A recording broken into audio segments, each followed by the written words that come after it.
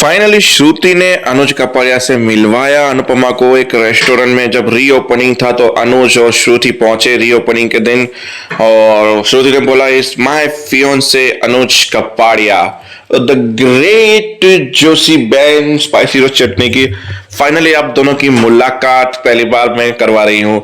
बहुत टाइम से मिलने की इच्छा थी मेरे हस्बैंड को, होने वाले हस्बैंड को आपके साथ, पर उसको नहीं पता कि ये कितने सालों से जानता है ये वो।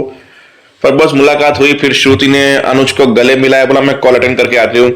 फिर अनुज अनुपमा को बोलता है मुझे तुमसे बहुत जरूरी बात करनी है, और एपिसोड खत्म हो जाता है वहां पे। मतलब ये जो था सब कुछ सस्पेंड का था। अब मुद्दे पे आते हैं तो जहां पे वो छोटी आती है, हमारी बेबली बेबली करती है, फिर उसको धक्का देती है, वहीं से चालू हुआ।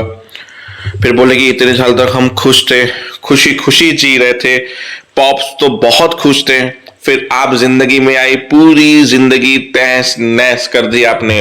पॉप्स तो इंगेजमेंट भी कर चुके थे, पॉप्स बहुत जल्दी शादी भी करने वाले, हमने जिंदगी में मूव ऑन कर ही दिया है, पर आपके आने के बाद वो सारा मूव ऑन पानी में फिरता हुआ दिख रहा है। क्यों आई आप अपनी जिंदगी में? जाइए अपने सौ करोड़ 3 बेटों के पास, जिनके लिए अब जीती थी मरती थी उनके परिवार के साथ, जो आपकी प्राइवेटी थी। क्यों आइए वापस यहाँ पे? हम लोग आपकी प्राइवेटी नहीं है ये वो। उससे पहले बोला मुझे मेरी माँ से, सौ कॉल माँ से कुछ बात करनी है, तो बाकी के सारे लोग रसोई में चले गए। फिर दोनों ने फेस टू फेस बातें की, चिल्लाया, बहुत चिल्लाया हत्या ने, जहां अनुपमा सिर्फ सुनती रही। और अनुज के बारे में जब पता चला कि वो शादी कर रहा है तो पूरी बिजली वाला सीन कड़का, और अनुपमा पूरी तरह से हिल गई यूं करके। फिर राजा ने अपना बैग उठाया, गोमी सारा फ्लैशबैक याद आया, बोला देखो एक टाइम था कि आपके प्यार के लिए तरसती थी, आपके लिए तरसती थी, पर आज का वक्त मैं आपसे नफरत करती हूँ, इतनी नफरत करती हूँ कि आपकी शक्ल तक नहीं देखना चाहती, तो प्लीज मेरे और मेरे पॉप की लाइफ से दूर रहना। ऐसे बोल के चली गई। फिर सारे रसोई से बाहर आए, बोला मेरी बेटी थी, मैं पहचान ही नहीं पाई, 5 साल के बाद में से देख रही हूँ मेरी बच्ची को, मेरी बेटी है, मेरी आंखों के सामने थी मेरी बेटी, इतने टाइम आई गई और मैं देख नहीं पाया उससे, ये बेहोश हो गई वहीं पे। फिर बोला घर लेके चलते हैं, वहीं पे डॉक्टर को बुलाएंगे। घर पे लेके गए, डॉक्टर को बुलाया, और अनुज गाड़ी में बैठा सोच रहा था आद्या से कल गुस्सा तो किया, पर आज आद्या को थोड़ा सा प्यार से समझाना भी पड़ेगा, मनाना भी पड़ेगा। गुस्सा तो अपनी जगह है, मनाना भी जरूरी है। ऐसे करके अजीब सा फीलिंग हो रहा है, ऐसा क्यों फील हो रहा है? फ्रेश एयर के लिए स्पाइसी और चटनी चलते हैं, अनुपमा से भी मिल लेते हैं और बात भी कर लेते हैं, ताकि मुझे मेरा सवालों के जवाब मिल सके। फिर वो स्पाइसी चटनी पहुंचा था, वहां श्रुति मिली। तुम यहाँ? उसके बाद में कॉफी देखी, बोला तुम स्पाइसीज और चटनी के वहां थी? बोला एक्चुअली में मेरी मीटिंग यही थी, तुम यहाँ? बोला एक्चुअली मैं थोड़ा फ्रेश एयर चाहता था, इसके लिए मैं यहाँ पे आया हूँ, आई एम हंग्री, तो मैंने सोचा कुछ खा ला। अरे मैंने तुमसे कुछ पूछा थोड़ी ना कि तुम हंग्री थे, ये थे, तुम यहाँ आए हो तो जरूर कोई काम ही होगा। बोला हाँ। बोला कुछ, तुम यहाँ पे ओपनिंग हो गया? बोला कल है उनका रीओपनिंग, पर आज मैं गई जब खुला हुआ दिखा रेस्टोरेंट, तो उन्होंने मुझे मसाला टी एज दे दी बनाई हुई। एवरीथिंग इज फाइन, वहां पे सब कुछ ओके, हम जा सकते हैं, मिल सकते हैं? बोला नहीं, इसलिए मैं गई तो मुझे पता चला कि जोशी बहन बेहोश होकर गिर गई। बोला ऐसा कुछ हुआ तो नहीं, हम मिल सकते हैं उनसे? बोला ओके।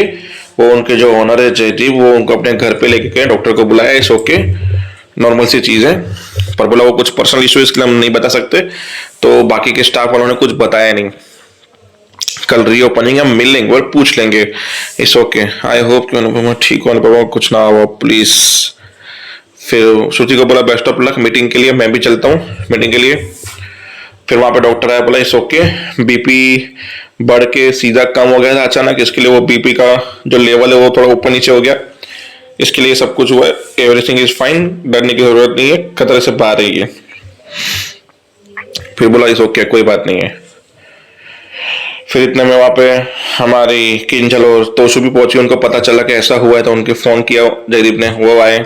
हम वहाँ सोते सोते भी सोच रही थी, उसका बीपी और दिमाग गर्म हो रहा था, वो सोच सोच के छोटी अन्नी के बारे में ख्याल आ रहे थे, मगज में घूम रहे थे। बोला ये सोते हुए भी, बेहोशी की हालत में भी इतना कांप क्यों रही है, पता नहीं है रब उससे क्या हुआ है। फिर जैसे में पता है वो 5 साल की बच्ची आई थी, उसकी बेटी थी, और बहुत कुछ सुना के आखिरी में आई हेट यू बोल के चली गई।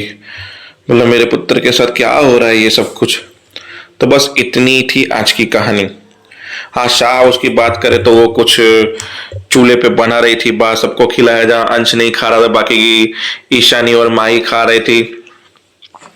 फिर बाबूजी ने लोगों ने बात छेड़ी कि इतने साल अनुपमा ने काम किया, उन्हें पैसे नहीं मिले, भाग को नहीं मिले, पर जरूरतमंद को पैसे मिलने चाहिए। जैसे कि डिम्पी घर में काम करती है, छोटी छोटी चीज मांगनी पड़ती है, क्यों ना एक हाउस वाइफ की सैलरी फिक्स की जाए जहाँ पे उनको सब कुछ पैसे मिले और उसको किसी को मांगने की जरूरत ना पड़े। तो वंदना ने बोला ठीक है, दी सैलरी, आज से डिम्पी को देते हैं सैलरी।